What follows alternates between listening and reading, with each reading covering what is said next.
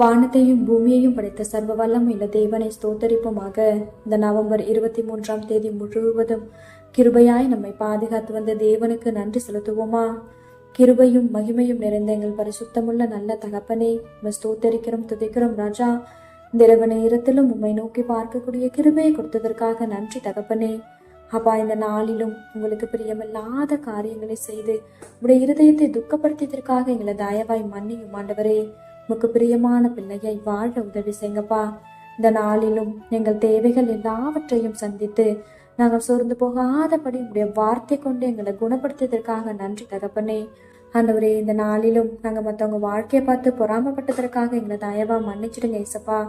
பொறாமை அப்படின்ற ஒரு எலும்புரிக்கு எங்களுக்குள்ள எப்பொழுதுமே இல்லாதபடி அதற்கு எங்களை விலக்கி காத்திரணும் ஆண்டவரே.